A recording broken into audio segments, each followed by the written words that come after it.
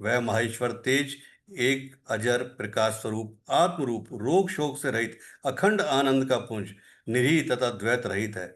इस जगत का जीवन उसी के अधीन है, मैं उसी का अनुभव करता हूँ। देवेश्वरी, यही कारण है कि मैं तुम्हें नींद लेता सा प्रतीत हो रहा हूँ।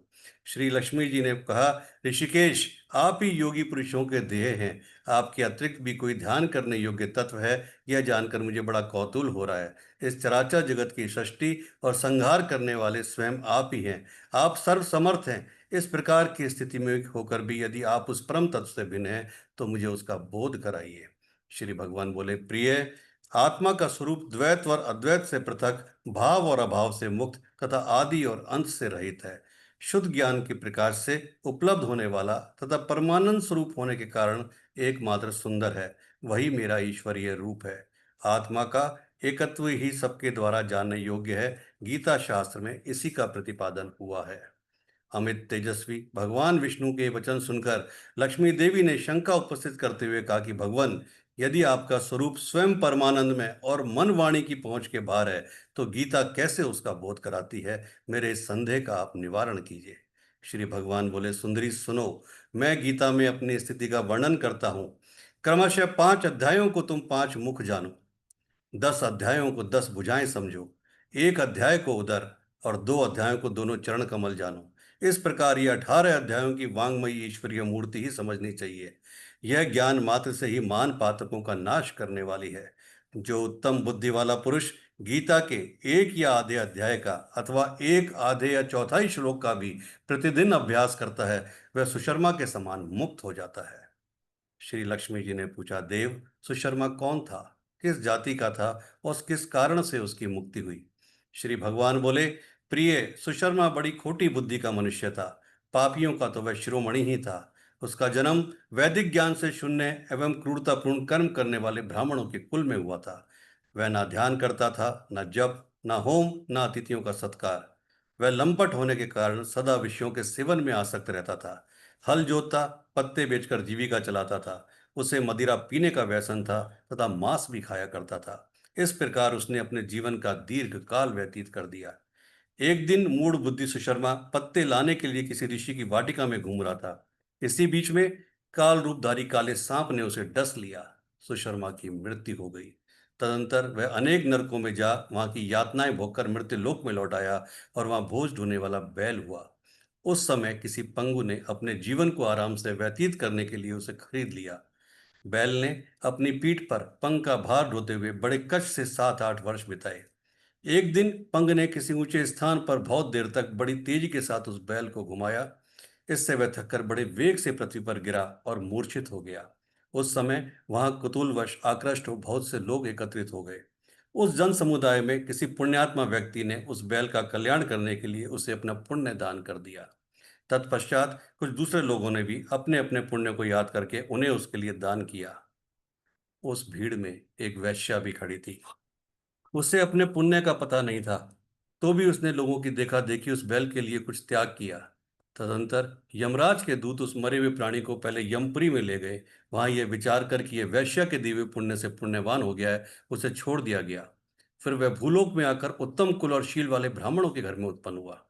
उस समय भी उसे अपने पूर्व जन्म की बातों का स्मरण बना रहा। बहुत दिनों के बाद वे अपने अज्ञान को दूर करने वाले कल्याण तत्व का जिज्ञासु होकर उस वैश्या के पास गया और उसके दान की बात बतलाते हुए उसने पूछा कि तुमने ऐसा कौन सा पुण्य दान किया था? वैश्या ने उत्तर दिया, वह पिंजरे में बैठा हुआ तोता प्रतिदिन कुछ पढ़ता है, उससे मेरा अंतःकरण बहुत पवित्र हो गया है। उसी का पुण्य मैंने तुम्हारे लिए दान किया था। उसके बाद उन दोनों ने उस तोते से पूछा।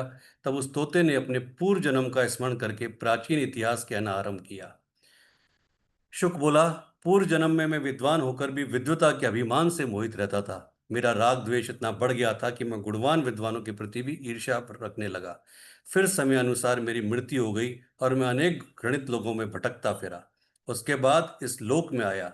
सदगुरु की अत्यंत निंदा करने के कारण तोते के कुल में मेरा जन्म हुआ। पापी होने के कारण छोटी अवस्था में ही मेरा माता पिता से वियोग हो गया।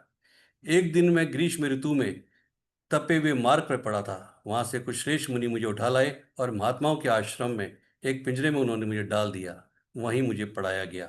ऋषियों के बालक बड़े आदर के साथ गीता के प्रथम अध्याय को निरंतर पढ़ा करते थे। उन्हीं से सुनकर मैं भी बारंबार पाठ करने लगा। इसी बीच में एक चोरी करने वाले भैली ने मुझे वहां से चुरा लिया। तत्पश्चात इस देवी ने मुझे खरीद लिया। यही मेरा वृतांत है, जिसे मैंने आप लोगों से बता दिया।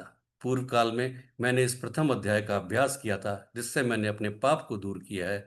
फिर उसी से इस वेश्या का भी अंत्यकरण शुद्ध हुआ है, और उसी के पुण्य से ये द्विश्रेष्ठ सुशर्मा भी पाप मुक्त हुए हैं। इस प्रकार परस्पर वार्तालाप और गीता के प्रथम अध्याय के महात्म्य की प्रशंसा करके वे तीनों निरंतर अपने अपने घर पर गीता का अभ्यास करने लगे। फिर ज्ञान प्राप्त करके वे मुक्त हो गए। इसलिए जो गीता के प्रथम अध्याय को पढ़ता, सुनता तथा अभ्यास करता है, उसे इस भवसागर को पार करने में कोई कठिनाई नहीं होती। ओम श्री परमात्मा नमः। ओम नमो भगवते वासुदेवाय। पहला अध्याय। धृतराष्ट्र बोले, हे संजय, धर्म भूमि कुरुक्षेत्र में इकट्ठे हुए युद्ध की इच्छा वाले मेरे और पांडु के पुत्रों ने क्या किया? इस पर संजय बोले, उस समय राजा दुर्योधन ने वीर रचना युक्त पांडवों की सेना को देखकर और द्रोणाचार्य के पास जाकर यह वचन कहा, हे आचार्य, आपके बुद्धिमान शिष्य द्रुपद पुत्र धृष्टुमन द्वारा व्यूहाकार खड़ी की हुई पांडु पुत्रों की इस बड़ी भारी सेना को देखिए। इस सेना में बड़े बड़े धनुषों वाले युद्ध में भीम और अर्जुन के समान बहुत से शूरवीर हैं, जैसे सात्विकी और विराट तथा महारथी राजा द्रुपद और धृष्टकेतु, चेकितान तथा बलवान काशीराज, पुरुजित, कुंतीभोज और मनुष्यों में शेष शैव्य और पराक्रमी युधामन्यु तथा बलवान सत उत्तमौजा, सुभद्रा पुत्र अभिमन्यु और द्रौपदी के पांचों पुत्र, यह सभी महारथी हैं। हे ब्राह्मण श्रेष्ठ, हमारे पक्ष में भी जो प्रधान है उनको आप समझ लीजिए। आपके जानने के लिए मेरी सेना के जो सेनापति हैं उनको कहता हूँ। एक तो स्वयं आप और पितामह भीष्म तथा कर्ण और संग्राम विजयी कृपाचार्य तथा वैसे ही अश्वत्थामा, विकर्ण और सोमदत्त का पुत्र भूरिश्रवा तथा और भी बहुत से शूरवीर, अनेक प्रकार के शस्त्र अस्त्रों से युक्त, मेरे लिए जीवन की आशा को त्यागने वाले, सब के सब युद्ध में चतुर हैं। भीष्म पितामह द्वारा रक्षित हमारी वह सेना सब प्रकार से अजय है, और भीम द्वारा रक्षित इन लोगों की यह सेना जीतने में सुगम है। इसलिए सब मोर्चों पर अपनी अपनी जगह स्थित रहते हुए आप सब लोग निसंदेह भीष्म पितामह की सब ओर से रक्षा करें। इस प्रकार द्रोणाचार्य से कहते हुए दुर्योधन के वचनों को सुनकर कौरवों में विरत बड़े प्रतापी पितामह भीष्म ने उस दुर्योधन के हृदय में हर्ष उत्पन्न करते हुए उस स्वर से सिंह की नाद के समान गर्ज कर शंख बजाया। उसके उपरांत शंख और नगाड़े, ढोल, मृदंग, नृसंगादि बाजे एक साथ बजे। उनका वह शब्द बड़ा भयंकर हुआ। उसके अनंतर सफेद घोड़ों से युक्त उत्तम रथ में बैठे हुए श्री कृष्ण महाराज और अर्जुन ने भी अलौकिक शंख बजाए। उनमें श्री कृष्ण महाराज ने पांच जन्य नामक शंख और अर्जुन ने देवदत्त नामक शंख बजाया। भयानक कर्म वाले भीमसेन ने पौंड्र नामक महाशंख बजाया। कुंती पुत्र राजा युधिष्ठिर ने अनंत विजय नामक शंख और नकुल तथा सहदेव ने सुघोष और मणिपुष्पक नाम वाले शंख बजाए। श्रेष्ठ धनुष वाले काशीराज और महारथी शिखंडी और धृष्टुमन तथा राजा विराट और अजय सातकी तथा राजा द्रुपद और द्रौपदी के पांचों पुत्र और बड़ी भुजा वाले सुभद्रा पुत्र अभिमन्यु, इन सब ने, हे राजन, अलग अलग शंख बजाए। और उस भयानक शब्द ने आकाश और पृथ्वी को भी शब्दायमान करते हुए धृतराष्ट्र पुत्रों के हृदय विदीर्ण कर दिए। हे राजन, उसके अपरांत कपिध्वज अर्जुन ने खड़े हुए धृतराष्ट्र पुत्रों को देखकर उस शस्त्र चलने की तैयारी के समय धनुष उठाकर ऋषिकेश श्री कृष्ण महाराज से ये वचन कहा, हे अच्युत, मेरे रथ को दोनों सेनाओं के बीच में खड़ा करिए। जब तक मैं निश्चित हुए युद्ध की कामना वालों को अच्छी प्रकार देख लूं, किस युद्ध रूप व्यापार में मुझे किन किन के साथ युद्ध करना योग्य है। दुबुद्धि दुर्योधन का युद्ध में कल्याण चाहने वाले जो ये राजा लोग इस सेना में आए हैं, उन युद्ध करने वालों को मैं देखूंगा। संजय बोले, हे धृतराष्ट्र, अर्जुन द्वारा इस प्रकार कहे हुए महाराज श्री कृष्णचंद्र ने दोनों सेनाओं के बीच में भीष्म और द्रोणाचार्य के सामने और संपूर्ण राजाओं के सामने उत्तम रथ को खड़ा करके ऐसे कहा कि हे पार्थ, इन इकट्ठे हुए कौरवों को देख। उसके उपरांत प्रताप पुत्र अर्जुन ने उन दोनों ही सेनाओं में स्थित हुए पिता के भाइयों को, पितामहों को, आचार्यों को, मामों को, भाइयों को, पुत्रों को, पौत्रों को, मित्रों को, ससुरों को, सुहृदों को देखा। इस प्रकार उन खड़े हुए संपूर्ण बंधुओं को देखकर वे अत्यंत करुणा से युक्त हुए कुंती पुत्र अर्जुन शोक करते हुए यह बोले, हे कृष्ण, इस युद्ध की इच्छा वाले खड़े हुए स्वजन समुदाय को देखकर मेरे अंग शिथिल हुए जाते हैं और मेरा मुख भी सूखा जाता है और मेरे शरीर से कंप तथा रोमांच होता है तथा हाथ से गांडीव धनुष गिरता है और त्वचा भी बहुत जलती है तथा मेरा मन भ्रमित सा हो रहा है। इसलिए मैं खड़ा रहने को भी समर्थ नहीं हूँ। हे केशव, लक्षणों को भी विपरीत ही देखता हूँ तथा युद्ध में अपने कुल को मारकर कल्याण भी नहीं देखता। हे कृष्ण, मैं विजय नहीं चाहता और राज्य तथा सुखों को भी नहीं चाहता। हे गोविंद, हमें राज्य से क्या प्रयोजन है अथवा भोगों से और जीवन से भी क्या प्रयोजन है, क्योंकि हमें जिनके लिए राज्य, भोग और सुखादि इच्छित हैं, वे ही ये सब धन और जीवन की आशा को त्याग कर युद्ध में खड़े हैं, जो कि गुरुजन, ताऊ, चाचे, लड़के, दादा, मामा, ससुर, पोते, साले और भी संबंधी लोग हैं। इसलिए हे मधुसन, मुझे मारने पर भी अथवा 3 लोग के राज्य के लिए भी मैं इन सबको मारना नहीं चाहता, फिर पृथ्वी के लिए तो कहना ही क्या है। हे जनार्दन, धृतराष्ट्र के पुत्रों को मारकर भी हमें क्या प्रसन्नता होगी? इन आतताइयों को मारकर तो हमें पाप ही लगेगा। इसलिए हे माधव, अपने बांधव धृतराष्ट्र के पुत्रों को मारने के लिए हम योग्य नहीं हैं, क्योंकि अपने कुटुंब को मारकर हम कैसे सुखी होंगे? यद्यपि लोभ से भ्रष्टित हुए ये लोग कुल के नाशरत दोष को और मित्रों के साथ विरोध करने में पाप को नहीं देखते हैं, परंतु हे जनार्दन, कुल के नाश करने से होते हुए दोष को जानने वाले हम लोगों को इस पाप से हटने के लिए क्यों नहीं विचार करना चाहिए? क्योंकि कुल के नाश होने से सनातन कुल धर्म नष्ट हो जाते हैं, धर्म के नाश होने से संपूर्ण कुल को पाप भी बहुत दबा लेता है, तथा हे कृष्ण, पाप के अधिक बढ़ जाने से कुल की स्त्रियां दूषित हो जाती हैं, और हे वार्ष्णेय, स्त्रियों के दूषित होने पर वर्ण संकर उत्पन्न होता है, और वह वर्ण संकर कुल घातियों को और कुल को नरक में ले जाने के लिए होता है। लोप हुई पिंड और जल की क्रिया वाले इनके पितर लोग भी गिर जाते हैं, और इन वर्ण संकर कारक दोषों से कुल घातियों के सनातन कुल धर्म और जाति धर्म नष्ट हो जाते हैं। तथा हे जनार्दन, नष्ट हुए कुल धर्म वाले मनुष्यों का अनंत काल तक नरक में वास होता है, ऐसा मैंने सुना है। शोक है कि हम लोग बुद्धिमान होकर भी महान पाप करने को तैयार हुए हैं, जो कि राज्य और सुख के लोभ से अपने कुल को मारने के लिए तैयार हैं। यदि मुझ शस्त्र रहित ना सामना करने वाले को शस्त्रधारी धर्तराष्ट्र के पुत्र रण में मारें तो वह मारना भी मेरे लिए अति कल्याणकारक होगा। संजय बोले कि रणभूमि में शोक से उद्विग्न मन वाले अर्जुन इस प्रकार कहकर बाण सहित धनुष को त्याग कर रथ के पिछले भाग में बैठ गए। इति श्रीमद् भगवद गीता रूपी उपनिषद एवं ब्रह्म विद्या तथा योग शास्त्र विषयक श्री कृष्ण और अर्जुन के संवाद में अर्जुन विषाद योग नामक पहला अध्याय संपूर्णम। ओम नमो भगवते वासुदेवाय। ओम नमो भगवते वासुदेवाय। ओम नमो भगवते वासुदेवाय। ओम नमो भगवते वासुदेवाय।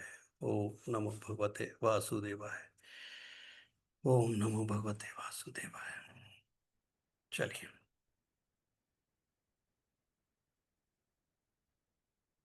आज सोमवार है और महादेव का दिन है। जितने भी हमारे पूर्वज गए हैं, महादेव एक ऐसे देव हैं पूरी सृष्टि में जो किसी भी चीज से प्रसन्न हो जाते हैं। वो अकेले देव हैं जो केवल जल चढ़ाने से प्रसन्न हो जाते हैं। वो अकेले देव हैं कि उनके ऊपर आप भस्म चढ़ाओ तो भस्म से प्रसन्न हो जाते हैं। बाकी कोई ऐसा देव नहीं है जो केवल जिसको आप राख चढ़ा रहे हो वो राख से प्रसन्न हो जाए, जिसको आप जल चढ़ा रहे हो जल से प्रसन्न हो जाए। मतलब वो इतने भोले हैं कि किसी भी चीज से प्रसन्न हो जाते हैं। महादेव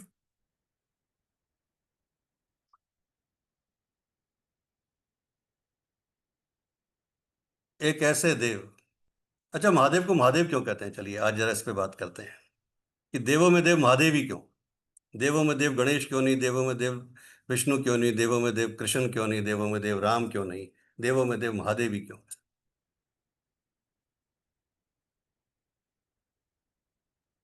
क्योंकि उन्होंने विष का पान किया था। उन्होंने तो विष का पान किया तो नीलकंठ कहलाए। उसमें कौन सा महान काम कर दिया? नीलकंठ नाम हो गया उनका। बाकी सबने अमृत लिया था। बाकी उन्होंने कहा कि विष में धारण करता हूँ ताकि दुनिया का कल्याण हो, सबका कल्याण हो। तो महादेव तो उससे पहले भी कहा जाता था उनको। उसके बाद तो नीलकंठ नाम जुड़ गया था, एक नाम और जुड़ गया। महादेव तो पहले से थे। गुरुजी वो शमशान की राख भी लगाते, मतलब जिनको वो उन्होंने वो चीज अपनाई जो लोगों ने ठुकराई। उन्होंने वो चीज अपनाई जो लोगों ने ठुकराई, यानी शमशान की राख, इसलिए महादेव कहलाए। नहीं मतलब हर चीज, जैसे विष भी कोई नहीं पीना चाहता, फिर शमशान की राख भी उन्होंने अपने तन पे ली, मुंडों की माला धरी हुई है, प्रत्येक सांप तो फिर से जीव। भी महादेव कैसे हो गए उससे? मुझे तो, अगर आज भारतीय अगर शमशान की राख अपने सिर पे लगा लेती है, अपने शरीर पे लगा लेती है, भारतीय अगर मुंडों की माला पहन लेती है, तो वो महादेवी कैसे कहला गई? मुझे तो वो समझ में नहीं आया। भारतीय तो भारतीय, महादेवी कैसे हो गई वो?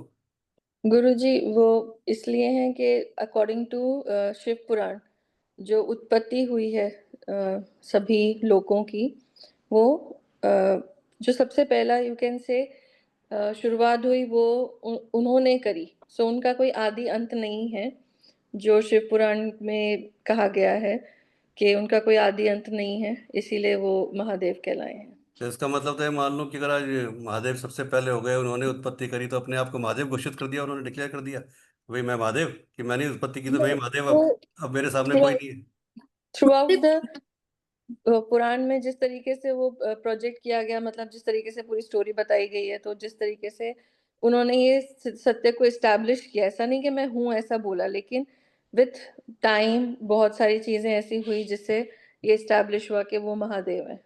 बिकॉज विष्णु जी भी उनकी उपासना करते हैं, ब्रह्मा जी भी करते हैं, और उनकी उत्पत्ति भी उनसे हुई है, इसीलिए। तो फिर तो महादेव तो विष्णु जी की उपासना करते हैं, अब इसको ऐसे ले लेते हैं। विष्णु पुराण में ये ऐसा कहा गया है, उसमें कहा गया है, तो ये भाई तो अगर थोड़ा उपासना ही बड़ी है तो फिर तो महादेव जिसकी उपासना करते हैं वो फिर महादेव होना चाहिए। गुरुदेव वो क्रिएटर और डिस्ट्रॉयर है, उसके लिए महादेव बोलते हैं उसको। जी, इस सृष्टि में जो भी जानवर जीव कोटि है, प्रत्येक जानवर सबको वो प्रिय है। सबको वो प्रिय मतलब, है। हाँ, मतलब जैसे कि जो आदमी है, मानव है, वो भी शिव जी को पूजते हैं, लेकिन जो नकारा गया है, जो जानवर है, जैसे कि राक्षस या कोई भी जानवर हो, वो सभी शिव जी को पूजते हैं। और जैसे मानव को वो प्रसन्न होते हैं, वैसे भी सभी प्राणियों को मतलब एक ही तरह से वो प्रसन्न होते हैं।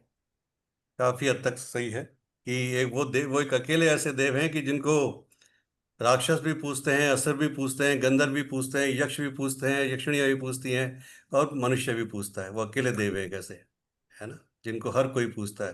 रावण भी पूजता है और राम भी पूजते हैं, दोनों ही पूजते हैं, है ना। तो एक तो ये हो गया, चलिए एक कारण तो ये हो गया। और दूसरा कारण, जो एक मेन कारण है जो अभी तक कोई नहीं पहुंच पा रहा, महादेव क्यों कहलाए।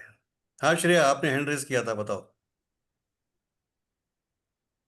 सर नमस्ते। खुश रहो। सर मुझे तो सर ये लग रहा है कि पता नहीं, ये मेरे को अंदर से लगा तो मैं बता रही हूँ।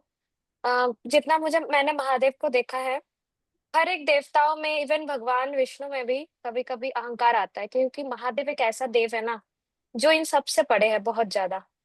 तो कहीं ना कहीं वो मतलब बहुत शांत है, सब कुछ मतलब क्या बोलते हैं, उनको कोई डिजायर नहीं है, मतलब वो सब कुछ से ऊपर है। इवन देवताओं में भी अगर मैं बोलूं तो बहुत सारी डिजायर है, भोग का, ये का, वो का, है ना, प्रतिष्ठा का, मान का, बट वो सब कुछ से रहित है। शायद इसके वजह से, उनके क्वालिटीज के वजह से वो महादेव है, क्योंकि भोलेनाथ है वो।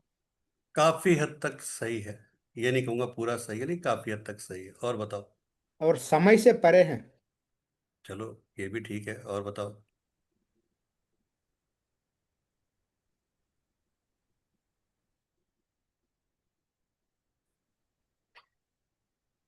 राम के साथ माँ सीता की पूजा होती है, सीता राम।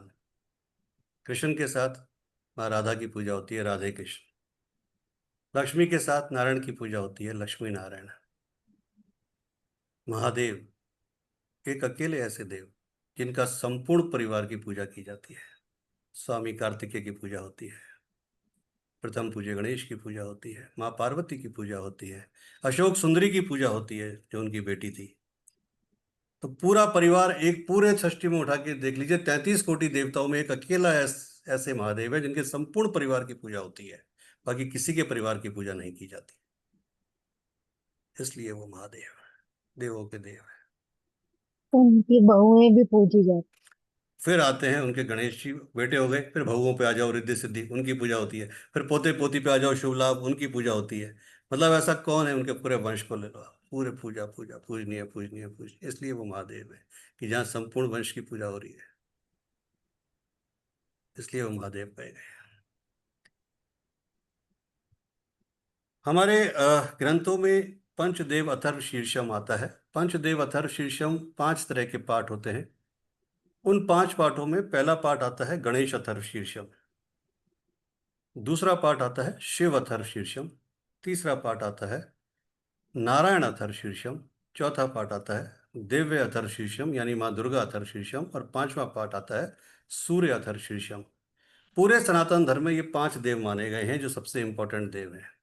प्रथम पूज्य गणपति, महादेव शिव, नारायण, माँ दुर्गा, और उसके बाद सूर्यदेव, क्योंकि सूर्यदेव नवग्रहों के राजा हैं। और डेली अगर देखें किसी भी देव को तो साक्षात्कार केवल सूर्यदेव का होता है, बाकी सबको तो आप एहसास करते हो क्या है, ठीक है।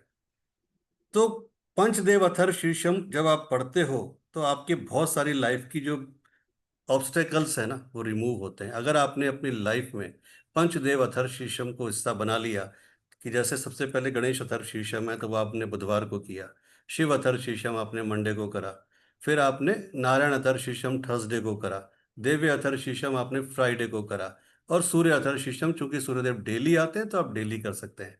और सारे अथर्व शीर्षम हार्डली 3 से 5 मिनट या 7 से 8 मिनट के हैं। आप हिंदी भी पढ़ सकते हो, संस्कृत भी पढ़ सकते हो, और सबकी बहुत जबरदस्त इंपॉर्टेंस है। अगर आप इनको डेली बेसिस पे पढ़ते हो तो आप 43 डेज बाद, या it depends upon your intention कि किस भाव से आप पढ़ रहे हो, आप 21 दिन बाद मुझे अपना कमेंट में बता सकते हो कि क्या आपकी लाइफ में चेंजेस हो रहे हैं, क्या फील कर रहे हैं ये सब। तो आज हम पितृपक्ष के पहले दिन प्रतिपदा वाले श्राद्ध पे शिव अथर्व शीर्षम पढ़ेंगे। मैं आपको हिंदी में पढ़ के सुना रहा हूं इसको, जिससे आपको समझ में आए। शिव अथर्व शीर्षम एक ऐसा शीर्षम है जिसके पाठ से सभी तीर्थों में स्नान का, सभी यज्ञों के यज्ञ करने का, 60,000 गायत्री के जप कर लो या शिव अथर्व शीर्षम एक बार पढ़ लो बराबर है। माँ गायत्री के 60,000 जप या एक बार शिव अथर्व शीर्षम पढ़ लो, 1 लाख रुद्र के जप कर लो या एक बार शिव अथर्व शीर्षम पढ़ लो बराबर है, और 10,000 प्रणव जप कर लो, एक बार शिव अथर्व शीर्षम कर लो बराबर है। तो आज मैं आपके सामने हिंदी में वो पढ़ने जा रहा हूं पितरों की शांति के लिए। चलिए। ओम भद्रम कर्णेभिरीति शांति। एक समय देवगण घूमते घूमते स्वर्गलोक में गए और वहां जाकर रुद्र से पूछने लगे, आप कौन हैं? रुद्र भगवान ने कहा, मैं एक हूं, मैं भूत भविष्य और वर्तमान काल में हूं। ऐसा कोई नहीं है जो मुझसे रहित हो। जो अत्यंत गुप्त है, जो सभी दिशाओं में रहता है, वह मैं हूं। मैं नित्यानित्य रूप, व्यक्त रूप, अव्यक्त रूप, ब्रह्म रूप, अब्रह्म रूप, पूरब, पश्चिम, उत्तर और दक्षिण दिशा रूप, उधर्व और अधोरूप, दिशा, प्रतिदिशा, पुमान, अपुमान, स्त्री, गायत्री, सावित्री, त्रिष्टुप, जगति, अनुष्छंद, गार प्रत्यय, दक्षिणाग्नि, आहवनीय, सत्य, गौ, गौरी, ऋक, यज, साम, अथर्व, अंगिरस, ज्येष्ठ, श्रेष्ठ, वरिष्ठ, जल, तेज, गुहा, अरण्य, अक्षर, शर, पुष्कर, पवित्र, उग्र, मध्य, ब्रह्म, अग्रिम, यह सब तथा ज्योति रूप मैं ही हूँ। मुझको सब में रमा हुआ जानो। जो मुझको जानता है वह सब देवों को जानता है और अंगों सहित सब वेदों को भी जानता है। मैं अपने तेज से ब्रह्मा को ब्राह्मण से, गौ को गौ से, ब्राह्मण को ब्राह्मण से, भविष्य को भविष्य से, आयुष्य को आयुष्य से, सत्य को सत्य से और धर्म को धर्म से तृप्त करता हूँ। वे देव रुद्र से पूछने लगे, रुद्र को देखने लगे और उनका ध्यान करने लगे। फिर उन देवों ने हाथ ऊंचे करके इस प्रकार स्तुति की, जो रुद्र हैं वही भगवान हैं और वही ब्रह्मा हैं, उन्हें बारंबार नमस्कार है। जो रुद्र हैं वही भगवान हैं और वही विष्णु हैं, उन्हें बारंबार नमस्कार है। जो रुद्र हैं वही भगवान है और वही स्कंद हैं, उन्हें बारंबार नमस्कार है।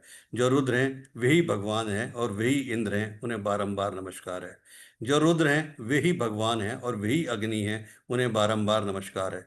जो रुद्र हैं वही भगवान हैं और वही वायु हैं, उन्हें बारंबार नमस्कार है। जो रुद्र हैं वही भगवान है और वही सूर्य हैं, उन्हें बारंबार नमस्कार है। जो रुद्र हैं वही भगवान है और वही सोम है, उन्हें बारंबार नमस्कार है। जो रुद्र हैं वही भगवान है और वही अष्टग्रह हैं, उन्हें बारंबार नमस्कार है। जो रुद्र हैं वही भगवान है और वही अष्ट प्रतिग्रह हैं, उन्हें बारंबार नमस्कार है। जो रुद्र हैं वही भगवान है और वही भू हैं, उन्हें बारंबार नमस्कार है। जो रुद्र हैं वही भगवान है और वही भुव हैं, उन्हें बारंबार नमस्कार है। जो रुद्र हैं वही भगवान हैं और वही स्वयं हैं, उन्हें बारंबार नमस्कार है। जो रुद्र हैं वही भगवान हैं और वही मैं हैं, उन्हें बारंबार नमस्कार है। जो रुद्र हैं वही भगवान हैं और वही पृथ्वी हैं, उन्हें बारंबार नमस्कार है। जो रुद्र हैं वही भगवान हैं और वही अंतरिक्ष हैं, उन्हें बारंबार नमस्कार है। जो रुद्र हैं वही भगवान हैं और वही दो हैं, उन्हें बारंबार नमस्कार है। जो रुद्र हैं वही भगवान हैं और वही जल हैं, उन्हें बारंबार नमस्कार है। जो रुद्र हैं वही भगवान हैं और वही तेज हैं, उन्हें बारंबार नमस्कार है। जो रुद्र हैं वही भगवान हैं और वही काल हैं, उन्हें बारंबार नमस्कार है। जो रुद्र हैं वही भगवान हैं और वही यम हैं, उन्हें बारंबार नमस्कार है। जो रुद्र हैं वही भगवान हैं और वही मृत्यु हैं, उन्हें बारंबार नमस्कार है। जो रुद्र हैं वही भगवान हैं और वही अमृत हैं, उन्हें बारंबार नमस्कार है। जो रुद्र हैं वही भगवान हैं और वही आकाश हैं, उन्हें बारंबार नमस्कार है। जो रुद्र हैं वही भगवान हैं और वही विश्व हैं, उन्हें बारंबार नमस्कार है। जो रुद्र हैं वही भगवान हैं और वही स्थूल हैं, उन्हें बारंबार नमस्कार है। जो रुद्र हैं वे ही भगवान हैं और वे ही सूक्ष्म हैं, उन्हें बारंबार नमस्कार है। जो रुद्र हैं वे ही भगवान हैं और वे ही शुक्ल हैं, उन्हें बारंबार नमस्कार है। जो रुद्र हैं वे ही भगवान हैं और वे ही कृष्ण हैं, उन्हें बारंबार नमस्कार है। जो रुद्र हैं वे ही भगवान हैं और वे ही समग्र हैं, उन्हें बारंबार नमस्कार है। जो रुद्र हैं वे ही भगवान हैं और वे ही सत्य हैं, उन्हें बारंबार नमस्कार है। जो रुद्र हैं वे ही भगवान हैं और वे ही सर्व हैं, उन्हें बारंबार नमस्कार है।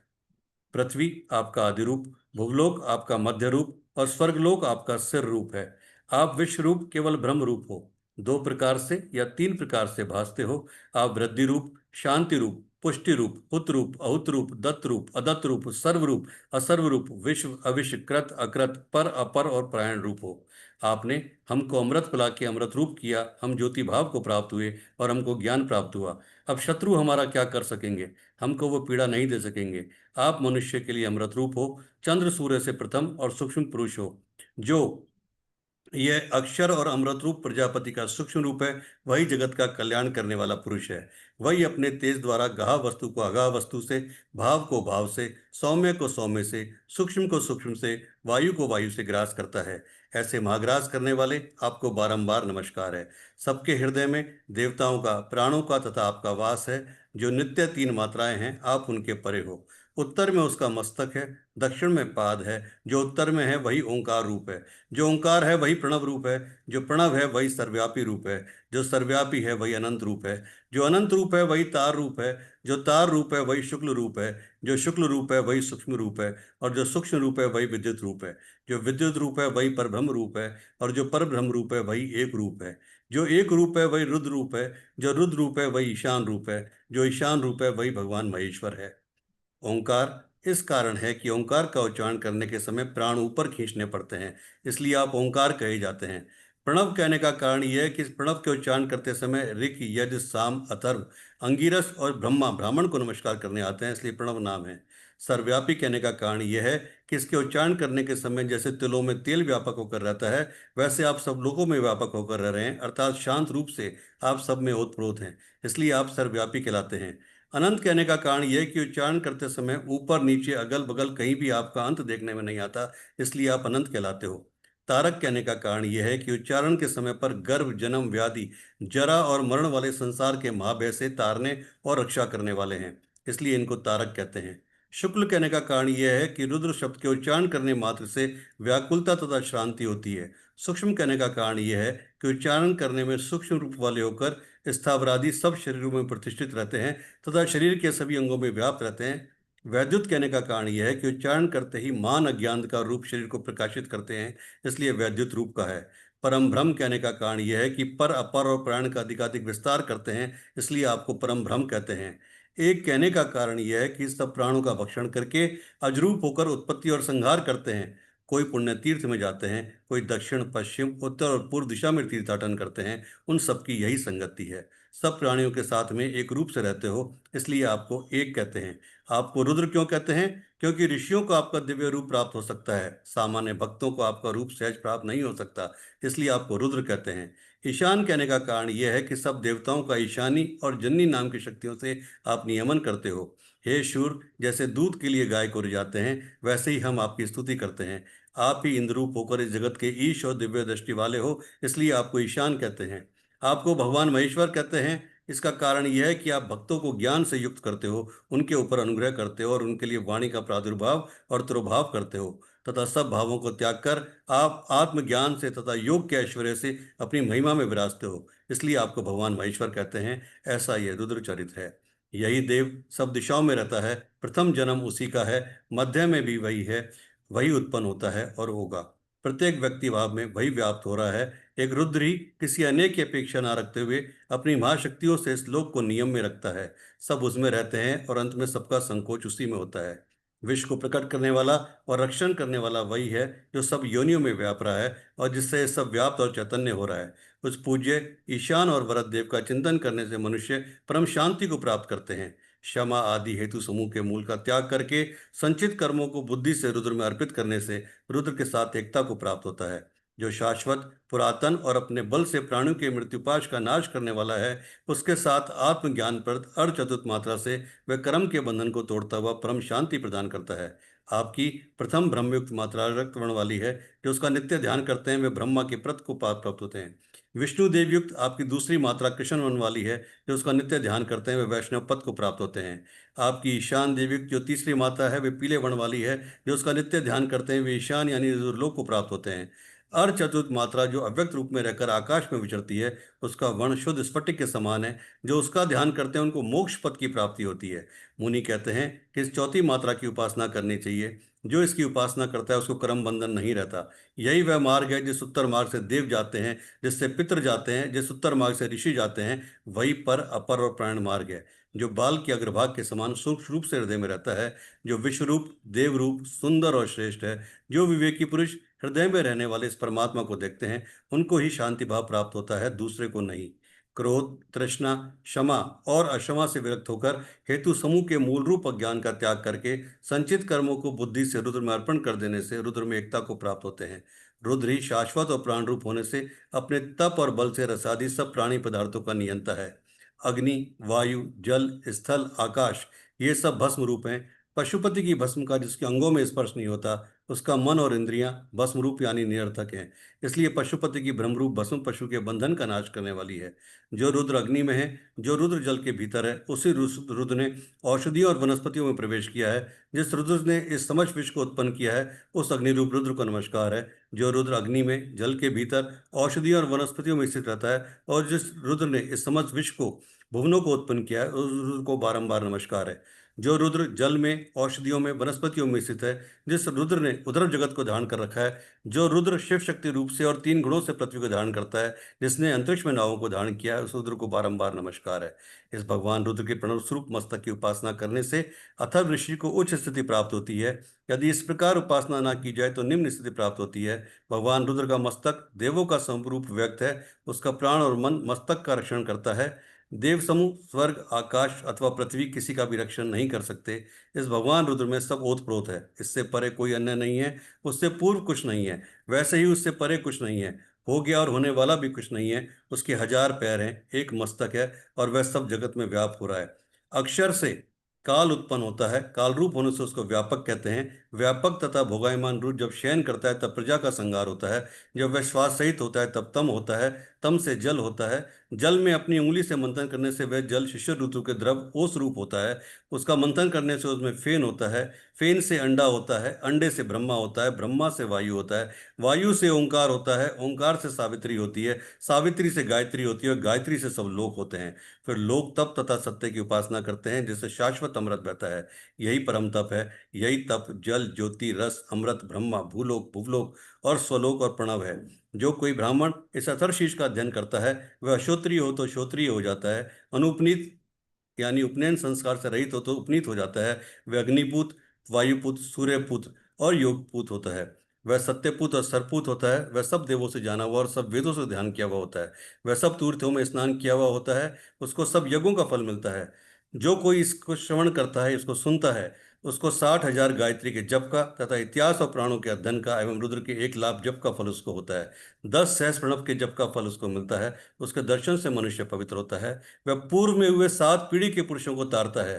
भगवान ने कहा है कि इस अथर्वशीष का एक बार जप करने से पवित्र होता है और कर्म का अधिकारी होता है। दूसरी बार जप करने से गणों का अधित्व प्राप्त करता है, और तीसरी बार जप करने से सत्य स्वरूप ओंकार में उसका प्रवेश होता है। इस प्रकार यह ब्रह्म विद्या है। ओम भद्रम कर्णेभिः शांति। ओम नमः शिवाय। ओम नमः शिवाय। ओम नमः शिवाय। आज है किसी के यहाँ पे कोई श्राद्ध?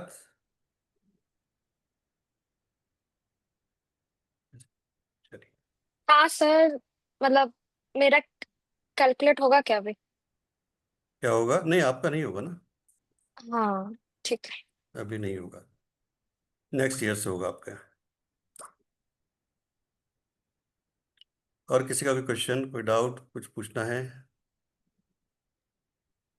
वही, वो सूतक होता है तो श्राद्ध और वो सब करते हैं।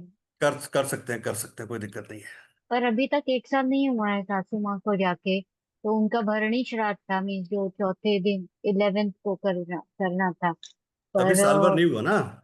नहीं, कब होगा? नवंबर में। नहीं, फिर आप नेक्स्ट ईयर से करेंगे। हाँ। फिर नेक्स्ट ईयर से करेंगे यार। गुरुजी, जी अभी जो धर्मेश्वर जी। आपने शिव अथर्व शीर्षक पढ़ा, ये पीडीएफ में मिल सकता है हमें इससे पढ़ने के लिए? मैं आपको 5 अथर्वशीर्षम पीडीएफ दे दूंगा, कोई दिक्कत नहीं है। ओके, ओके, थैंक यू गुरुजी। ठीक है जी, 5 दे दूंगा, जी कोई दिक्कत आज गुरुजी, के लिए हमें कुछ स्पेसिफिक करना है, जैसे आपने कल बोला था जल चढ़ाना है, वो तो अब हम चढ़ाएंगे सब दिन। आज के लिए कुछ करना है ऐसा? नहीं, ऐसा कुछ भी नहीं है। बस जो जैसे डेली हम डेली कर रहे हैं, गीता के पाठ कर रहे हैं, तो वो आप सबकी तरफ से ही जा रहा है, या जो भी हम पाठ करेंगे वो सब वहीं जा रहा है। बस हम लोग 11 बार पितृ गायत्री मंत्र कर लेते हैं एक बार, जिससे कि आज पितरों के लिए, जिनके भी पितर हैं उनको शांति मिले। ठीक है, 11 बार जी वो कर लेते हैं। जी गुरुजी, एक सवाल है। हाँ बोलिए बोलिए। जैसे कि गणेशातर शीर्ष जपने के लिए गुरु द्वारा उपदेश होना जरूरी है, शिवातर शीर्ष का भी गुरु से उपदेश होना जरूरी है? वैसे तो 5 अथर्व का या जितने भी वेद है उनका गुरु से उपदेश होना जरूरी है, लेकिन अगर आपके पास कोई गुरु नहीं है तो आप अपने हिसाब से भी पढ़ सकते हैं, कोई दिक्कत नहीं है। जी, क्योंकि मेरा तो जो नमक चमक है वो गुरु से उपदेश हुआ है। बहुत बढ़िया बात है, फिर क्या दिक्कत है। आप पढ़ते हो अथर्वशीर्षम? अथर्वशीर्ष मतलब गणेश अथर्वशीर्ष मैं जब भी पूजा करता हूँ गणेश जी का, जैसे कि संकष्टी का हो गया तो तब मैं करता हूँ। डेली नहीं करते? डेली नहीं करता। ओके। स्पेशली 21 सितंबर को जरूर करना गणेश अथर्वशीर्षम, बाकी दिन करो नहीं करो चल जाएगा, लेकिन सूर्य सूर्य ग्रहण के दिन कर लिया तो बहुत सारी चीजें काम आ जाएगी। जी सूर्य ग्रहण के दिन गणेश अथर्वशीर्षम बहुत ज्यादा पावरफुल होता जी है जी। ना। हम्म। लेकिन सूर्य ग्रहण भारत में दिखाई देता है क्या? दे नहीं दे उससे अपने को कोई मतलब नहीं है, अल्टीमेटली है तो सही ना कहीं कोई ना कोई सृष्टि में तो है ना, कहीं भी यूनिवर्स में तो है ना कहीं तो होगा ना। जी चलिए एक बार 11 टाइम्स हम पितृ गायत्री मंत्र कर लेते हैं, फिर आगे बढ़ते हैं। चलिए। ओम पितृगणाय विद्महे जगधानि धीमहि तन्नो पितरो प्रचोदयात्। ओम पितृगणाय विद्महे जगधानि धीमहि तन्नो पितरो प्रचोदयात्। ओम पितृगणाय विद्महे जगधानि धीमहि तन्नो पितरो प्रचोदयात्। ओम पितृगणाय विद्महे जगधानि धीमहि तन्नो पितरो प्रचोदयात्। ओम पितृगणाय विद्महे जगधानि धीमहि तन्नो पितरो प्रचोदयात्। ओम पितृगणाय विद्महे जगधारिणे धीमहि तन्नो पितरो प्रचोदयात्। ओम पितृगणाय विद्महे जगधारिणे धीमहि तन्नो पितरो प्रचोदयात्। ओम पितृगणाय विद्महे जगधारिणे धीमहि तन्नो पितरो प्रचोदयात्। ओम पितृगणाय विद्महे जगधारिणे धीमहि तन्नो पितरो प्रचोदयात्। ओम पितृगणाय विद्महे जगधारिणे धीमहि तन्नो पितरो प्रचोदयात्। ओम पितृगणाय विद्महे जगधारिणे धीमहि तन्नो पितरो प्रचोदयात्।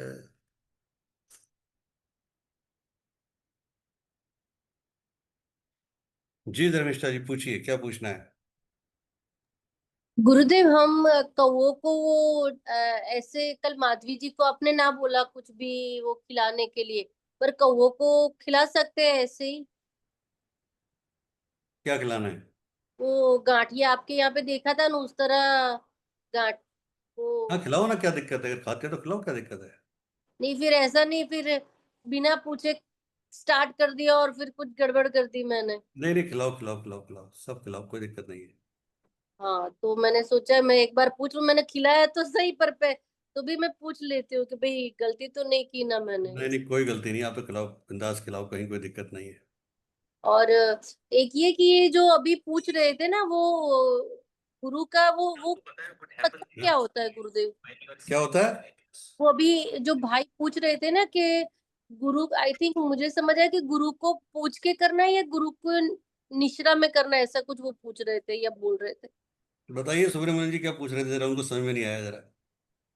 नहीं, कोई मंत्र आपको सीखना है तो आपको गुरु द्वारा आपको सीखना है। वो क्या है कि पहले ऐसे मंत्र होते हैं जिसका स्पेसिफिक टाइप में उच्चारण होता है। अगर आप उसमें एक या दो भी अक्षर आप उच्चारण करने में गलती कर दी तो उसका मतलब अ, और कोई पूरा निकल चेंज हो सकता है। जाता है, पूरा और मतलब चेंज हो जाता है। अच्छा, ठीक है ठीक है।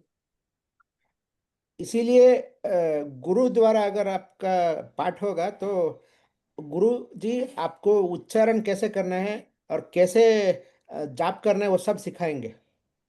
तो इसका मतलब जैसे इन्होंने अर्थशीर्ष बोला तो वो उन्होंने पहले गुरु से पूरा लिया, फिर बोलना पाठ करना स्टार्ट किया, उसका मतलब ये हुआ ना। किन्होंने? सुब्रमण्यम जी ने? हाँ हाँ। हाँ हाँ, नहीं, उन्होंने। मैंने गुरु अथर्वशीर्ष गुरु द्वारा नहीं सीखा। अच्छा, यानी कुछ भी करते तो पहले गुरु से एक बार सीखते हैं, फिर उसके बाद हम वो आगे करते हैं ये। ऐसा नहीं है, कुछ हाँ, मंत्र होते हैं, कुछ श्लोक होते हैं। अच्छा। जैसे आप सुबह बोलते हो वो श्लोक हो गया, आप हर हम्म। रोज बोलते हो। लेकिन कुछ ऐसे मंत्र हैं जिसका आप उच्चारण करो तो बहुत शक्ति मिलती है आपको। ऐसे जो मंत्र होते हैं वो तो गुरु द्वारा ही सिखाया जाता है। हाँ हाँ, वो तो सही, समझ गई मैं, समझ। ठीक है, तो और किसी का क्वेश्चन पे डाउट है? हाँ जी, उर्मिला जी, उमा जी, कुछ पूछना है आपको? नहीं नहीं। है? गार्गी बहुत बढ़िया, फर्स्ट क्लास। देखे मैंने फोटो अभी। जय गुरु जी। बहुत ही बढ़िया, फर्स्ट क्लास। बहुत मतलब एक हाई लेवल की एनर्जी थी। हाँ गुरुजी, वो बिल्कुल ऐसे सुलग रही थी और जैसे ही मैंने आहुतियां डालनी शुरू करी, वो एकदम से ऊपर तक, ऐसे बहुत ऊपर तक, मतलब इतना मैंने सोचा नहीं था ऐसा हो सकता है। एकदम से फिर वो एक जगह पर एकदम से ऐसे केवल, मतलब वो जो लाइट थी ना वो अंदर एक जगह ऐसा लग रहा था जैसे बलून नहीं होता है चमकता हुआ, वो एक बलून अंदर बैठा हुआ है ऐसा लग रहा था। बहुत देर तक बैठे रहे, ऐसा लग रहा था कि वहां पर बस बलून रखा हुआ है, मतलब वो उतना ही चमक रहा था बस। कितने कुछ बजे तक किया था? जी गुरु जी, कितने बजे तक किया था? ये मैं वहां पहुंच गई थी 10:58 पे, वहां पे मैं थी, अंदर पहुंच गई थी। और वापस कितने बजे आई? और वापस मैं आई हूँ, मतलब मुझे 12:30 पौने 1 तो हो गया था आते आते। 12:30 कौन बज गया था? पहले पहले से जल रही थी कि आपने जलाई थी वहां पे कुछ? नहीं नहीं, वो गुरु जी वो तो दोपहर में सब जलती है ना, तो वो जल रही थी तो दो ही वहां पर जल रही थी। दो ही जल रही थी, है ना? हाँ हाँ। तो वो जल क्या रही थी, वो जो लोग उनको जला कर जाते होंगे तो वो ऑलमोस्ट वहां पे काफी देर तो रहते हैं ना, तो वो केवल, मतलब फिर भी वो बची हुई थी। वो सुबह मुझे लगता है अगर लेने आएंगे तो वो दोपहर के बाद ही उनको मिलती, इतनी बची हुई थी वो। ठीक है। अच्छा, एक चीज मुझे बताओ कि जब आप शमशान में जाती हो या जब भी कुछ इस तरह की साधनाएं करती हो, है ना, आप जाती हो या कोई और भी जाता होगा जो बैठे हुए हैं जिनमें से कोई शमशान साधना करता होगा अगर, तो क्या पहले पूछते हो कि ये चिता किसकी जल रही है? या वहां जाके अपना, जैसे आपको सपोज जिस शमशान में आप जाती हो वहां आपको परमिशन है कि ठीक है आप रात को जा सकती हो या बैठ सकती हो, साधना कर सकती हो, बट क्या आप ये पूछती हो कि ये जो पर्टिकुलर चिता जल रही है किसकी जल रही है? ऐसा कुछ पूछती हो पहले? हाँ, वो जो वहां पर थे उन्होंने बताया था कि ये किसकी है। मतलब दो ही थी, एक 18 नंबर पे थी और एक शायद 22 नंबर पर जल रही थी। तो दो ही थी, तो उन्होंने कहा आप 18 नंबर पे चली जाइए, तो मैंने कहा ये कौन है, पूछ लिया हम्म। था। और पूछने के वहां बैठने से पहले मैं अनुमति भी ले लेती हूँ, मतलब उससे एक होते नहीं, हैं ना, उन्होंने क्या बताया कौन है वो? पता है कि एक बूढ़ी माता है, वो है, उन्होंने बताया ये बूढ़ी माता है। और एक उधर से बोले वो भैया है। तो मैंने कहा अच्छा, तो मुझे फिर ये अंदर से लगा कि अगर ये बूढ़ी माता है तो इनके पास बैठ जाऊं, ज्यादा बढ़िया है, क्योंकि अ, अगर ये मुझे अनुमति देंगी तो मैं भी इनके लिए प्रार्थना करूंगी कि इनको भी ईश्वर मोक्ष दे, ऐसा मतलब मेरा मन था। ठीक है। ये मैंने क्वेश्चन क्यों किया इसका कारण बताता हूँ आपको, है ना, पितृपक्ष चल रहे हैं और बहुत अच्छी चीज सामने आई है। अक्सर क्या होता है कि जब कोई साधक शमशान में जाता है या साधना करता है, जब डायरेक्ट जाते हो आप, है ना, तो वो जैसे आपने बोला कि 18 नंबर पे चल जाओ, 22 नंबर पे चल जाओ, किसी पे चल जाओ, तो वो बता देते हैं कि उस वहाँ जाके कर लो, आपको कोई दिक्कत नहीं है। लेकिन हम पूछते नहीं है कि ये किसकी बॉडी जल रही है, जेंट्स है, लेडीज है, क्या है। अगर कोई ये बोलता है कि लेडीज की बॉडी जल रही है, स्पेशली ध्यान देने की जरूरत यहाँ है ना, तो बहुत सावधानी रखने की जरूरत है। अगर आपकी इंट्यूशन पावर बहुत अच्छी स्ट्रांग है तो बहुत अच्छी बात है, या आपकी कनेक्टिविटी बहुत अच्छी है यूनिवर्स के साथ तो अच्छी बात है। अदरवाइज कोई ऐसी जगह पर आपने बैठ के साधना कर ली, शमशान साधना, कि जो लेडीज की बॉडी जल रही है और जिस समय वो गई वो समय पीरियड्स में थी, तो आपकी सारी साधना का फल उल्टा हो जाएगा। समझ रही हो आप मेरी बात, हम्म। है ना? कुछ तांत्रिकों को मैंने इतनी बुरी मौत मरते हुए देखा है जो बहुत अच्छे लेवल पे करते थे साधनाएं, लेकिन वो गलती ये कर बैठे कि ऐसी बॉडी पे उन्होंने साधना कर दी जो लेडीज की थी और जो सेकंड डे पीरियड्स में थी या थर्ड डे पीरियड्स में थी, ठीक है। और वहाँ उनका ये हाल हुआ कि आप सोच भी नहीं सकते हो क्या हाल हुआ। तो इसलिए कभी भी जब शमशान में जाओ तो इस चीज़ का विशेष तौर पर ध्यान रखना कि पहले कंफर्म करना कि कौन है, क्योंकि ये चीज़ तो आपको कोई बताएगा नहीं कि भाई ये पीरियड में थी कि नहीं थी, ये तो कोई किसी को पता ही नहीं, भाई किसको कैसे पता होगा, है ना? क्योंकि वो तो डेड बॉडीज लेके आए हैं। लेकिन वहां फिर आपको बैठ के ध्यान लगाना पड़ेगा, या फिर अगर उस समय आप गई हो और गलती से ईश्वर के दया से, अगर मैं या जिसको भी आप मानती हो, जो भी आपके गुरु और कोई दूसरे हैं, अगर आप कनेक्शन में हो उनसे, तो उस समय आप उनसे पूछ सकती हो कि मैं यहाँ पर आई हूँ और यहाँ पर एक बॉडी पड़ी है, इनकी क्या स्थिति है। तो वो आपको अगर सिग्नल देते हैं कि कर लो तो बहुत अच्छी बात है, मना करते हैं तो इसका मतलब नहीं करना है, तो नहीं तो ऐसा नहीं हो कि कोई दिक्कत हो जाए कभी, है ना? वैसे आप रक्षाबंधन वगैरह सारे करते हो, बट फिर भी अपने को काफी बचाव कर करना है, ये सारी चीजें ये ध्यान रखना। हम्म। ठीक है, चलिए।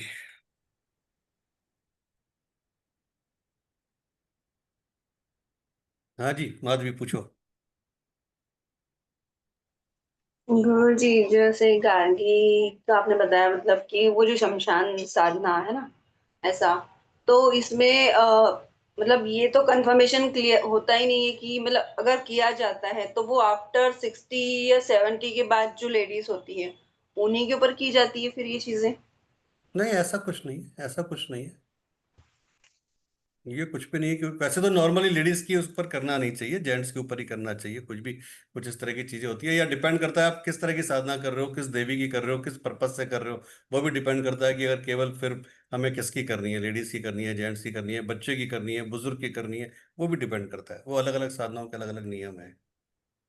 क्योंकि अगर देखा जाए तो किसी की हॉस्पिटलाइज डेथ हुई है या किसी की किसी और कारण से डेथ हुई है, तो वो डिपेंड अलग अलग कंडीशन में करेगा, तो फिर वो भी वही इफेक्ट करती है वही ना। मैं कह रहा हूँ, अगर किसी की एक्सीडेंटल डेथ है ना, किसी का सुसाइड केस है, किसी का मर्डर है, तो फिर आप वहां पे उसके साधना नहीं कर सकते, ठीक है। उनकी वो फलीभूत नहीं होगी, बल्कि उनको और तकलीफ होगी। तो इसलिए वहां पे नहीं, हाँ जिसकी नेचुरल डेथ है वहां आप कर सकते हो। हाँ जी, संतोष गुरुजी एक चीज और है, मतलब जी। मैं बताना चाहूंगी। जैसे अगर ऐसी जगह पर जब जाते हैं, वैसे तो खैर मैं एक बार वीडियो कॉल करके दिखा देती हूँ पूरा जो वहाँ का एटमॉस्फेयर होता है। फिर भी एक चीज और भी, मतलब जो मैं करती हूँ, वहां पर जाकर के पहले आपको अनुमति लेनी होती है। अगर आपको एंजाइटी जैसी होने लगे या गूज बम्प्स खड़े हो जाए, तो इसका मतलब है कि वो जो सोल है वो मना कर रही है कि वो ऐसा मना मत। कर रही है, सही बात है। और अगर सोल ने मना कर दिया है तो फिर चाहे वो अ, कोई बहुत ही बुजुर्ग है, कोई मेल पर्सन भी है, तो भी नहीं करना चाहिए, क्योंकि अगर उसकी अनुमति नहीं है तो करने का कोई मतलब नहीं है। नहीं नहीं, बिना अनुमति के तो आप कर रहे हो, तो फिर आप अपने लिए हार्म पैदा कर रहे हो, मतलब अपनी डिफिकल्टी पैदा कर रहे हो। हाँ, तो वो चीज, एक चीज ये भी जो है बहुत मैटर करती है कि हाँ आपको। बिल्कुल, बिल्कुल सही बात है। और कम उम्र के, मतलब अभी तक तो ये है, जैसे ये दूसरी बार है, तो कम उम्र के लड़कों के लिए भी नहीं करना चाहिए। मतलब कोई अपनी मौत गया है तो ज्यादा, जैसे ये इनके बारे में बताया कि एक बहुत बूढ़ी अम्मा जी थी, उनकी हुई और बहुत अच्छी मौत मरी। उन्होंने बताया सब कि हार्ट अटैक आ गया था उनको अचानक से।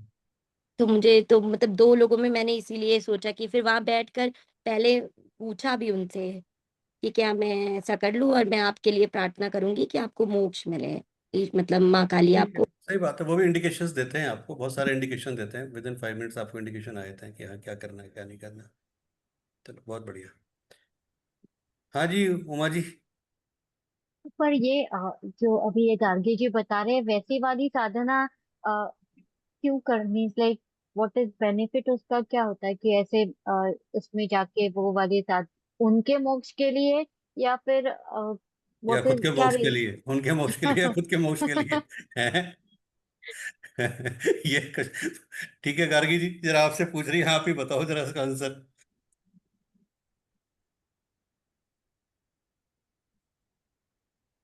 नहीं, ऐसा कुछ नहीं है। ये जैसे काली के बहुत सारे रूप होते हैं, दक्षिण काली हैं, महाकाली हैं। तो जो शमशान में निवास करती है वो महाकाली होती है, क्योंकि महाकाल उनके भैरव होते हैं। तो महाकाली की जो साधना होती है वो शमशान में ही संभव है। और इसे एक तरीके से आप ये भी कह सकते हो अघोर साधना है। तो जो अघोर साधना होती है वो घर में नहीं होती है। तो बस यही है कि अगर आप वहां पर बैठ करके शमशान में काली काली का जाप कर रहे हैं, तो जो आहुतियां भी होती है ना वो वहीं पर ही देनी होती है। जैसे हम घर में दक्षिण काली की साधना करते हैं, हम तो उनका हवन हम घर पे कर सकते हैं या किसी ऐसी जगह पे कर सकते हैं। तो जो महाकाल है या महाकाली हैं, उनकी जब साधना हम वहां पर बैठ कर करते हैं, जो भी 11 माला करी, 21 माला करी, जो भी माला करी, तो जब हम उनकी आहुतियां देते हैं तो वो ज्यादा बेहतर ये होता है कि हम चिता में आहुतियां डालें। वो जो चिता जल रही होती है वही उनका एक तरीके से आहुतियां वहीं पर ही डालनी चाहिए। तो बस ये इसलिए, और ऐसा इसका कुछ नहीं है। बाकी पूरे जीवन लोग अपनी अब साधना करते हैं, और जब कहते हैं ना शरीर तो क्षणभंगुर है, नश्वर है।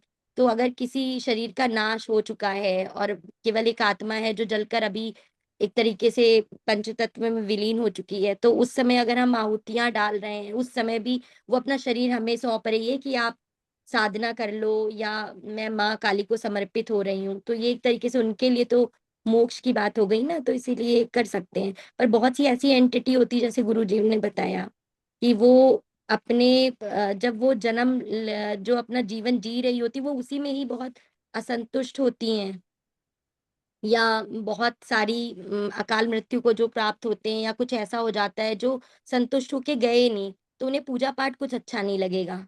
तो ये भी बात बहुत मैटर करती है ना, कि फिर वो क्यों कहेगी कि आप हमको हमारा मतलब हम आहुति आप दे सकते हैं। तो ये सारी चीजें इस तरह से कनेक्टेड है एक दूसरे से। बाकी कुछ नहीं, बस ये है कि ये जो आहुतियां हैं, इनके लिए मैं ये कह सकती हूँ कि किसी ने मेरी साधना में मुझे अपना बहुत बड़ा सहयोग दिया, जिसके लिए मैं जितना प्रार्थना कर सकती थी वहां पर बैठ करके, उनके परिवारगण आए, वो लोग अपना उनको जला करके या उनके लिए जो भी कर रहे होंगे वो करके गए होंगे। एक तरीके से एक साधक भी आया, उसने वहां आहुतियां डाली, और जितना अपनी कह सकते हैं ना यूनिवर्स से जितनी ज्यादा प्रेयर कर सकता था उसने वहां पर किया। जैसे मैं 10-15 मिनट वहीं पर बैठी रही, फिर बैठने के बाद फिर मैंने बहुत देर तक माँ काली से प्रार्थना करी कि इनको मोक्ष दीजिएगा, ईश्वर करे आप बैकुंठ जाएं, इस तरीके से ये सब। तो एक कोई क्या होता है उमा जी, एक सबसे बड़ी बात होती है कि कहीं ना कहीं कोई भी व्यक्ति किसी से ऐसे ही नहीं मिलता। अगर आप किसी को एक गिलास पानी भी पिलाते हो ना राह चलते हुए, कोई तो भी कोई ना कोई पिछले जन्म के कर्ज होता है तो पिलाते हो। तो कहीं ना कहीं जो ये कहीं कल, जैसे कल की बात मैं लेटेस्ट कर रहा हूँ, ठीक है, जब भी कभी इन्होंने किसी को दिया होगा तो कोई ना कोई पिछले जन्म का कर्ज था कि कल चंद्र ग्रहण के दिन उनकी जो कुछ भी और शुद्धि होनी थी, या उनको किसी नई दिशा में जाना था, वो गार्गी के हाथों कुछ आहुतियां लेके जाना था, है ना। तो वो कुछ चीजें होती हैं, ऐसा नहीं होता कि आप ऐसे ही चले जाओगे। तो आप चाहे जीते जी चाहे मरने के बाद जाओगे जरूर, ये पक्की बात है। कहीं ना कहीं कुछ चीजें ऐसी हो जाती हैं कि जो आपको, जब तक वो कर्ज है ना वो चुकता नहीं है तब तक आपको अलाउ नहीं करता। तो इसमें बहुत सारे फैक्टर्स काम करते हैं।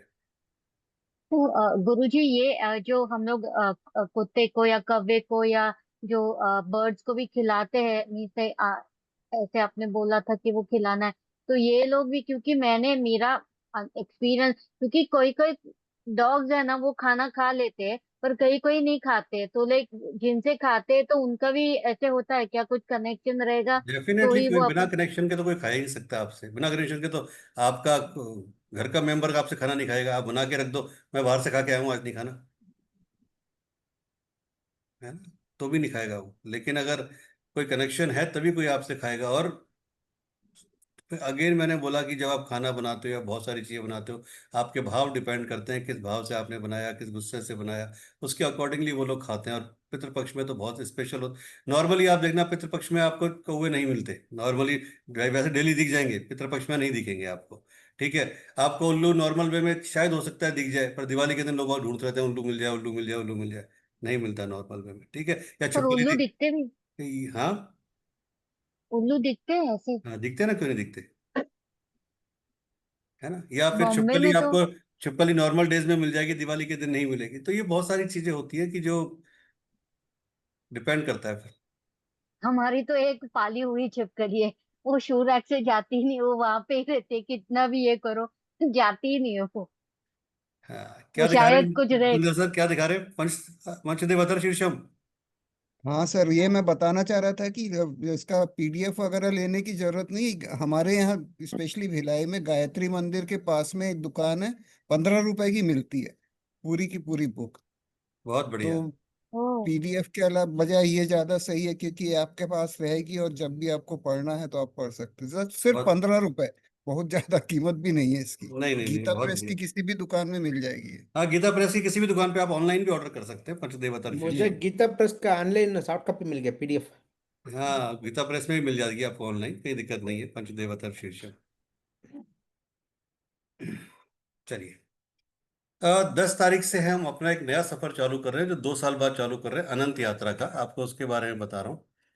अनंत यात्रा एक ऐसी यात्रा है कि आप क्यों हो, क्यों इस जीवन में आए हो, क्या कारण है, और अभी तक आपकी जो भी एज है, जैसे अभी इस वक्त बात करें तो जो हमारे सबसे जवान हैं वो रुपेंद्र साहू जी हैं, जो सबसे यंग बैठे हुए हैं। ठीक है, ठीक है, सबसे यंग की श्रेणी में वो बैठे हैं, बाकी सब बुजुर्ग हो चुके हैं। ठीक है, तो वो यंग यहाँ तक जिस एज तक हैं, उस एज तक क्या उन्होंने अचीव किया, जो भी रिश्ते उनके साथ हैं या जो रहे, क्या वास्तव में वो सोल की कनेक्टिविटी है, या एक सोशल रेस्पॉन्सिबिलिटीज है जिसको वो निभाए जा रहे हैं, केवल एक है ना कि भाई ठीक है करना है, वो कर रहे हैं।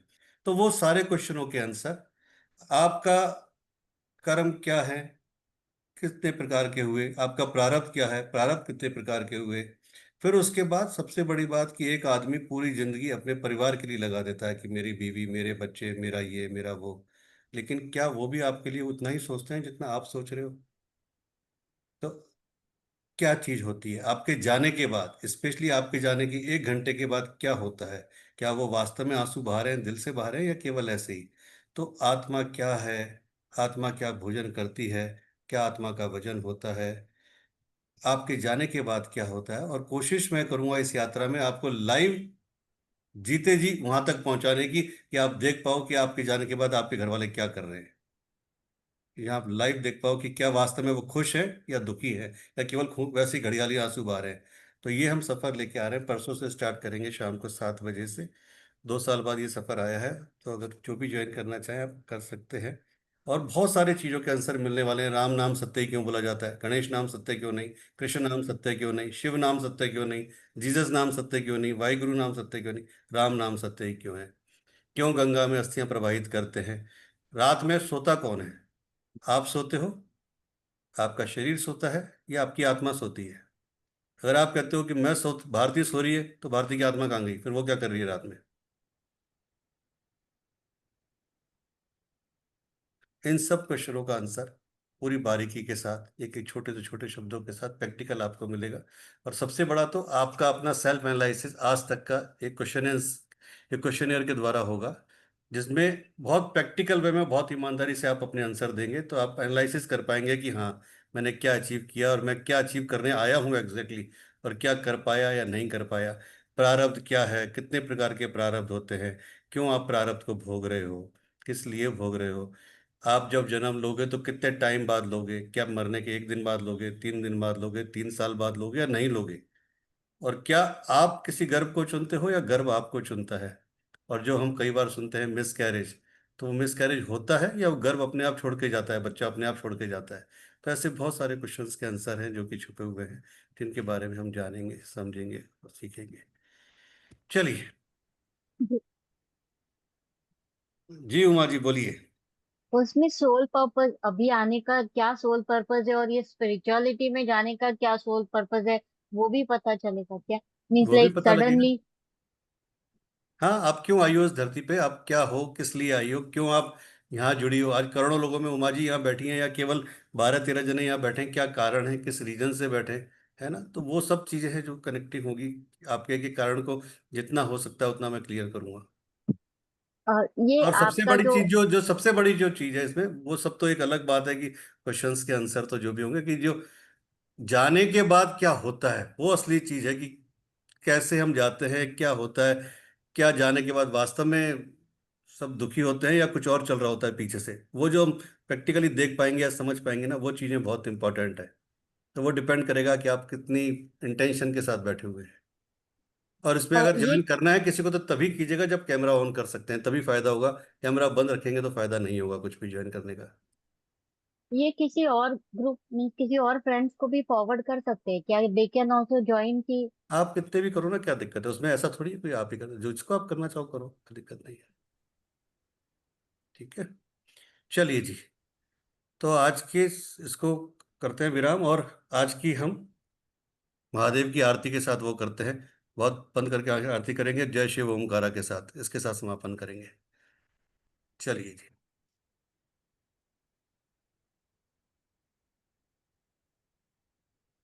महादेव का ध्यान कीजिए।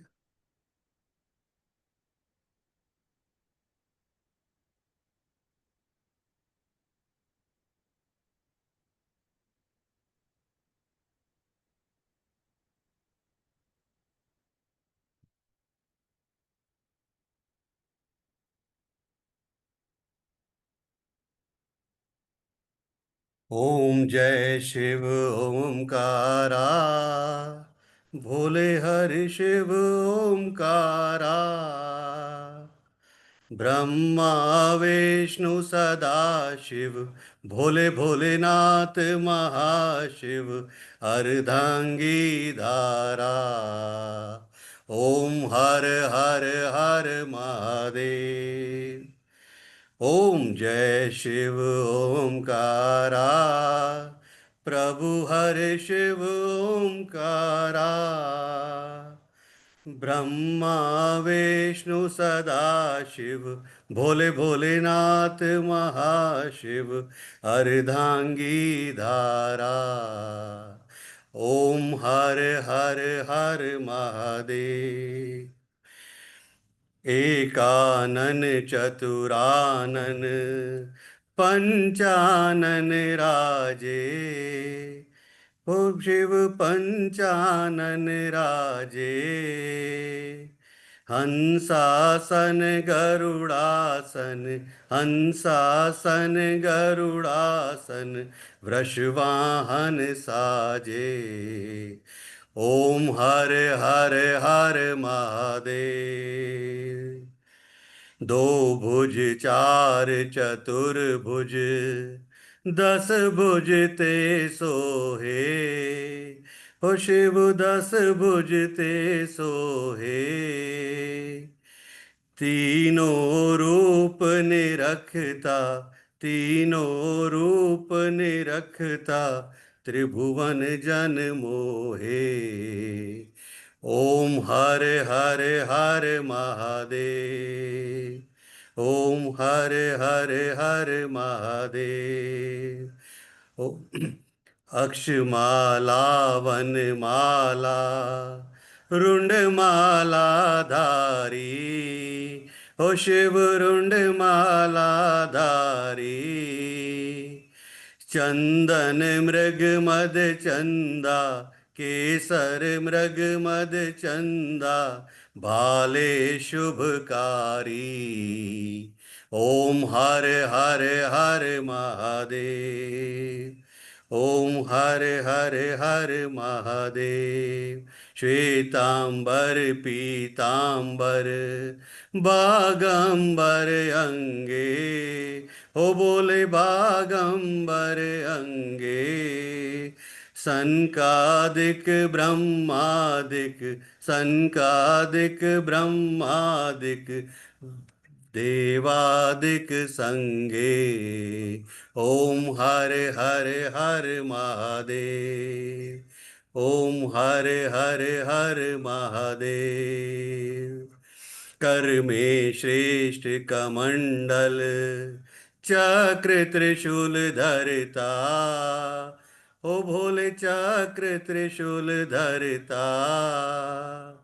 जग करता सुख हरता, सुख करता दुख हरता, जग पालन करता। ओम हर हर हर महादेव। ओम हर हर हर महादेव।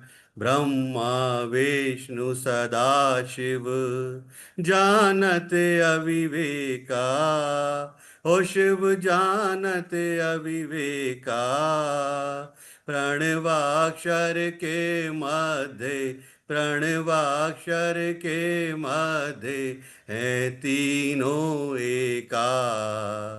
ओम हर हर हर महादेव, ओम हर हर हर महादेव। त्रिगुणा स्वामी जी की आरती जो कोई गावे, शिव जो कोई गावे, कहत शिवानंद स्वामी, कहत शिवानंद स्वामी, मनवांछित फल पावे। ओम हर हर हर महादेव, ओम हर हर हर महादेव। जय शिव ओमकारा, प्रभु हर शिव ओमकारा। ब्रह्मा विष्णु सदा शिव, भोले भोलेनाथ महाशिव, अर्धांगी धारा। ओम हर हर हर महादेव।